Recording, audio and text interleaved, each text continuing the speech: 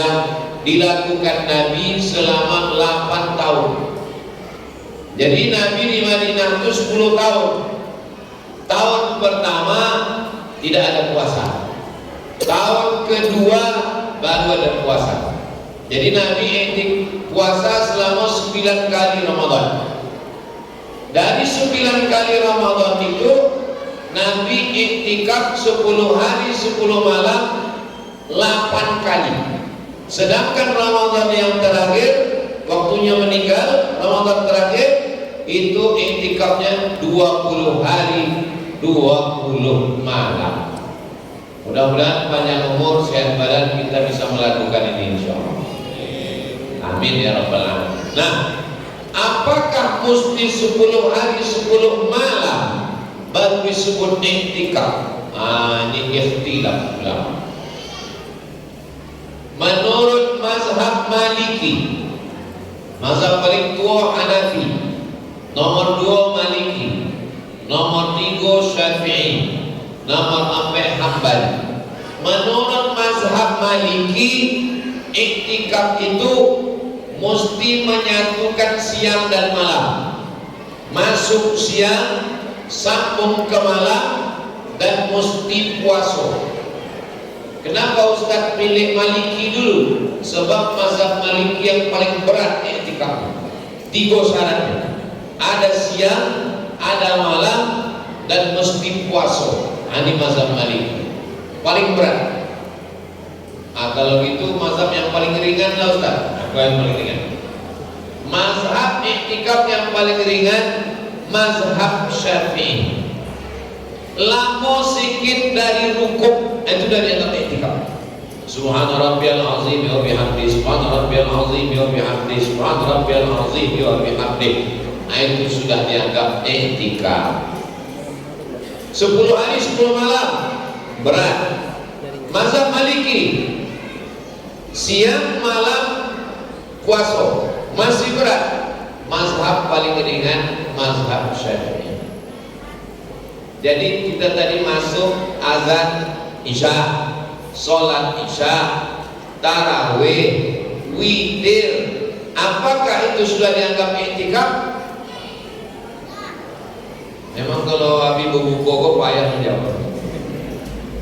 Masuk tadi sembahyang Isya, habis Isya tarawih, habis tarawih witir, habis witir mendengar baca Quran, kata sambutan Tuan Imam, kini Ustaz Somad tausiah. Apakah yang tadi itu bisa dianggap sebagai iktikaf? Menurut mazhab Maliki tidak.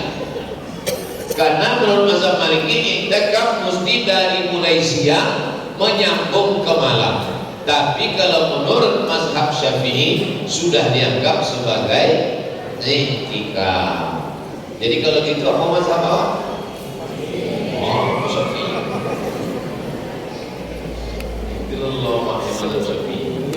Tapi kalau masalah nikah, Hanafi. Hanafi tidak pakai wajib. Tapi kalau masalah kurban, boleh Hanafi. Hanafi berkurban wajib. Masalah witir, boleh Hanafi. Hanafi wajib supaya witir. Zuhur, zuhur, asar, maghrib, isya, witir. Dan paling lemah indah bermazhab. Kenapa lah Ustaz pakai mazhab ini, mazhab ini, mazhab ini? Awak kan ikut ulama. Al-ulama warasatul anbiya. Tak usah pakai mazhab Hanafi, Maliki, Syafi'i. Langsung saja ke Quran. Wa baca Quran itu pakai riwayat apa? Quran yang awak baca ikut imam tadi itu riwayat Imam Hafs namanya. Dari Asim. Kalau riwayat Warsh tak begitu nih. Riwayat Warsh, Alhamdulillahirabbil alamin, Ar-Rahmanir Rahim, Maliki Yaumiddin. Ini pendek. Maroko pakai riwayat Warsh. Sedangkan awak Indonesia, Malaysia, Brunei, Saudi Arabia, Mesir pakai riwayat Hafs dan Asim.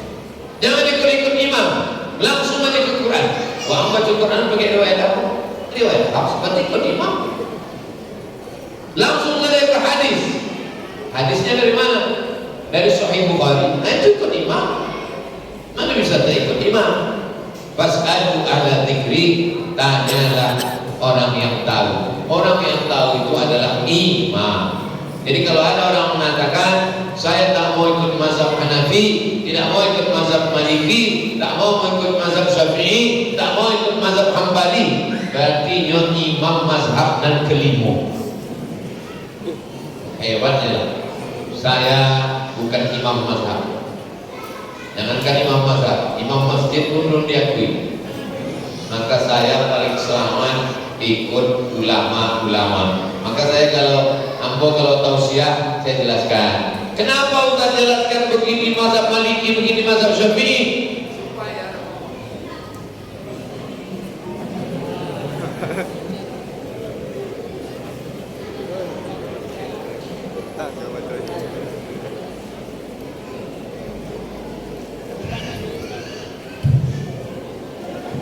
memasang mic pun awak mesti ikut imam. Memasang mic pun mesti awak ikut imam. Imam apa namanya? Imam elektronik. Apalagi pakai agama, kalau tidak dibuat suara, mana lo bisa? Tidak bisa kita main akal-akal. Rusak motor awak, bawa ke bengkel. Rusak AC, bawa ke servis. Rusak agama, betulkan sendiri. Tidak bisa. Ikut ulama. Al-ulama warathatul anbiya. Fas'alu ala dzikri in kuntum la ta'lamun. Ikut ulama. Yang paling selamat adalah ikut ulama. Mazhab Maliki iktikafnya berat. Kalau gitu awak ikut mazhab Syafi'i. Memanglah kita mazhab Syafi'i. Maka kalau tidak sanggup 10 hari 10 malam, paling tidak sehari semalam. Tak sanggup sehari semalam, lama sikit dari ruku. Tak sanggup lama sikit dari ruku. Ini dari lipat kain ini arah ke Kuntu, kan ada sungai itu kan? Wajib lah. Aku lama-lama ini tidak beribadah. Jadi nanti insya Allah ada hari libur itu. Selama Ramadan ini ada hari libur, hari Sabtu, hari Ahad. Bagi yang beralasan masih masuk sekolah, masih masuk kantor, masih pegawai, tidak ada alasan. Iktikaf hari Sabtu, hari Ahad. Silakan masuk ke masjid. Kalau di Masjid Al-Mizan buat program iktikaf, bagus. Kalau tidak ada dibuat program iktikaf, awak iktikaf suam-suam. Masuk dalam iktikaf. Niatnya nawaitul iktikaf fi hadzal masjid lillahi ta'ala. Apakah mesti malam 21? Tidak, tiap malam. Termasuk malam itu. Nawaitul, apa tadi masuk? Nawaitul iktikaf fi hadzal masjid lillahi ta'ala. Saya tak niat tadi Pak Ustaz, gini berniat. Nawaitul i'tikaf fi hadzal masjid lillahi ta'ala. Selama kita beriktikaf di masjid ini, malaikat mendoakan dua. Allahumma ighfir lahu, ampunkan dia, warhamhu, rahmati dia. Tadi saya baru dapat WhatsApp dikirim oleh Ustadz Dr. Zulfikromi, Imam Besar Masjid Raya An-Nur Provinsi Riau, bahwa Masjid Raya An-Nur iktikaf selama 10 malam. Ustadz Abdul Somad dikasih jatah tanggal 2 April nanti. Jadi di An-Nur iktikafnya dikelola, masuk jam 2 malam. Dari jam 2 ke jam 3 baca Quran, tadabbur ayat. Dari jam 3 ke jam 4 tahajud. Dari jam 4 ke setengah 5 zikir muhasabah. Setengah 5 makan sahur. Jam 5 sholat subuh. Habis subuh pengajian sampai terbit matahari, sholat sunat isyraq 2 rakaat. Habis itu boleh keluar masjid. Jadi ini iktikaf yang lumayan panjang. Masuk jam 2, 3, 4, 5, 6, 7, 8 jam. Jadi bagi masyarakat yang mau meniru program An-Nur, silakan buat. Seluruh masjid yang menonton pada malam hari ini dari Sabang sampai Papua, Malaysia, Brunei Darussalam, dimanapun berada, buatlah program-program iktikaf. Mudah-mudahan panjang umur kita bisa beriktikaf insyaallah. Amin ya rabbal alamin. Nah, ini amalan yang pertama, iktikaf. Nanti kalau ada yang mengajar di pikiran, catat, tulis, kita akan bahas dalam tanya jawab. Amal yang kedua,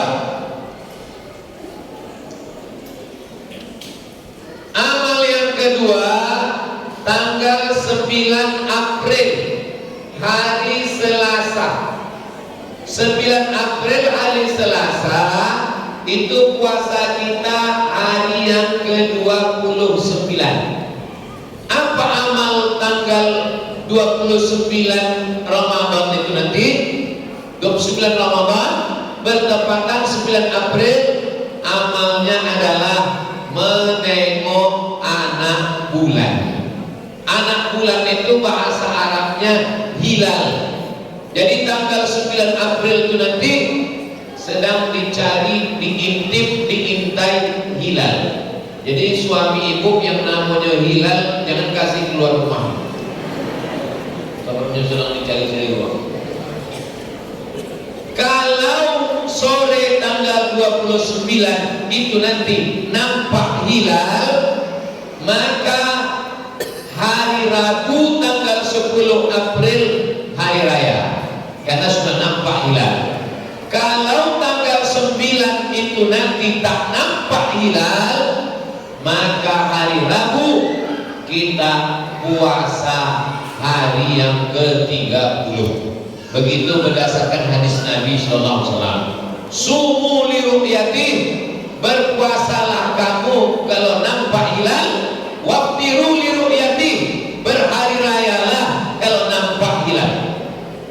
Maka pemerintah Republik Indonesia memberikan teropong. Setiap provinsi diberikan teropong menengok hilal. Dipasang di gedung yang paling tinggi di Jalan Sudirman, di Muko Masjid Ar-Rahman. Harga teropong ini 50 juta. Sejak dibeli sampai kini tidak pernah nampak anak bulan.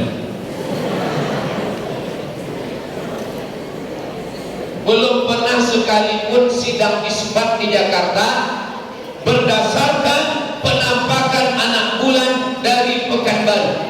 Dia pokak nih benar-benar. Itu menunjukkan teropong Pekanbaru tak pernah nampak anak bulan. Asal dipasang nampak asap. Yang selalu nampak bulan teropong di Jakarta Timur, Cilincing. Yang selalu nampak bulan yang wilayah timur Indonesia, yang tepi laut, yang tidak berawan, yang tak berasap. Nah, itu selalu nampak bulan. Lalu kenapa sudah terdengar rumor isu bahwa kita hari raya Rabu 10 April?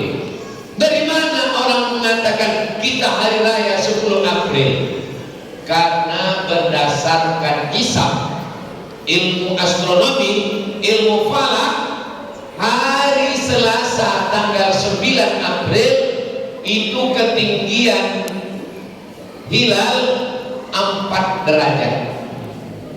Sedangkan kesepakatan Mabims, Majelis Agama Islam, Mabims, Majelis Agama Islam, MAI, Majelis Agama Islam, Brunei, Indonesia, Malaysia, Singapura, sepakat 4 negara kalau 2 derajat itu sudah nampak anak bulan.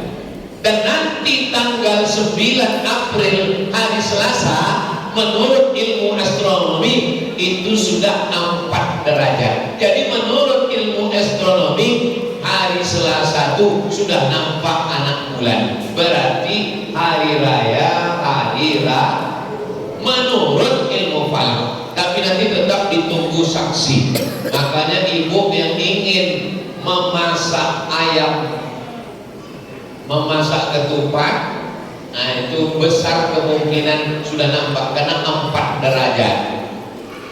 Muhammadiyah tidak mesti 4 derajat, cukup 0, sekian derajat asal nampak itu sudah dianggap hilal. Itu makanya kemarin Muhammadiyah puasa tanggal 11 Maret, kita tanggal 12. Kenapa bisa berbeda? Karena Indonesia, Brunei, Malaysia, Singapura mesti 3 derajat. Sedangkan Muhammadiyah tidak mesti 3 derajat. 1 derajat pun sudah dianggap sebagai hilal. Jelas? Nanti mana tahu anak-anak kita bertanya, kenapa kita bisa beda? Muhammadiyah kok tanggal 11, kita kok tanggal 12, kok beda? Orang tua biasanya kalau dia tahu dia jawab, kalau dia tak tahu dia bilang jangan tanya-tanya, banyak tanya Yahudi Bani Israel. Jadi cara menjawabnya, Majelis Ulama Indonesia mengikut Mabim 3 derajat, sedangkan saudara kita dari Muhammadiyah tidak mesti 3 derajat, 2 derajat, 1 derajat pun sudah dianggap sebagai hilal. Ini perlu saya jelaskan supaya kita memahami perbedaan. Ustaz Somad ikut mana? Saya ikut Mabim, tapi saya tidak menyalahkan Muhammadiyah. Tak berani saya menyalahkan. Kalau saya menyalahkan Muhammadiyah, Pak Din Samsudin sahabat saya, Ustadz Adi Hidayat sahabat kita, takkan kita salahkan. Lalu kita tak menyalahkan karena sahabat, bukan karena ilmunya. Mereka pun juga berilmu. Jadi masalah perbedaan ini berlapang dada menerima perbedaan. Jadi sebetulnya tidak ada perbedaan. Muhammadiyah dengan, jadi kalau ada nanti orang mengatakan apa nih umat Islam ini kok beda hari rayanya, tidak ada beda. Muhammadiyah, Al-Wasliyah, Nahdlatul Ulama, Perti, semuanya serentak hari rayanya 1 Syawal. Mana ada orang hari raya 2 Syawal? Semuanya serentak 1 Syawal. Yang berbeda itu menetapkan 1 Syawalnya kapan. Yang satu mengatakan mesti 3 derajat hilal, yang satu mengatakan 1 derajat pun sudah dianggap hilal. Kira-kira penjelasan Ustaz Somad ini bisa dipahami? Bisa. Kalau ada orang bilang ceramah Ustaz Somad itu tak jelas, paketnya habis. Nah, jadi menengok anak bulan ini sunnah. Mana dalilnya? Faman syahida minkumus syahra falyasum. Siapa yang menengok anak bulan, maka wajiblah dia puasa. Allah menyebut dalam Quran, dalam hadis Nabi, sumu li ru'yatih, berpuasalah kalau sudah nampak anak bulan. Waftiru li ru'yatih, berhari rayalah kalau sudah nampak anak bulan. Ustaz Somad menengok anak bulan? Enggak, saya tidak menengok anak bulan. Cukup mendengar saksi tersumpah yang sudah disumpah oleh Pengadilan Agama Pekanbaru, Pengadilan Agama Kabupaten Kampar. Saksi ini bersumpah, wallahi, tallahi, billahi, saya sudah menengok anak bulan. Dan saksi kok mantonya lagi diperiksa. Sebab ada beberapa saksi mengaku menampak anak bulan, padahal matanya tak diperiksa. Dia mengaku nampak anak bulan, pokoknya bulu matanya gugur. Jadi kesehatannya diperiksa. Begitu juga dia sudah disumpah, makanya disebut dengan saksi tersumpah. Sidang isbat dilakukan dengan 2. Yang pertama, ada saksi menengok, namanya ru'yah. Yang kedua, dengan ilmu falak, atau disebut dengan ilmu hisab, atau disebut dengan ilmu astronomi. Ilmu hisab artinya ilmu hitung-hitung. Makanya dulu nenek moyang kita matematika itu disebut dengan ilmu hisab. Tapi kadang awak sedang buka puasa, Beberapa jamaah izin Pak Ustaz, saya keluar dulu sebentar. Saya ini ahli hisab. Itu bukan ahli hisab, itu mokok. Nah, itu amal yang kedua. Setelah nanti hari Selasa tanggal 9 April nampak anak bulan, besar kemungkinan nampak anak bulan karena sudah 4 derajat di atas angka mabim 3 derajat, 4 derajat menurut ilmu astronomi. Nampak anak bulan hari Selasa, malam Rabu amal yang ketiga. Perintah Allah, walitukmilul iddata, sempurnakan bilangannya. Sempurnakan maksudnya 29 atau 30.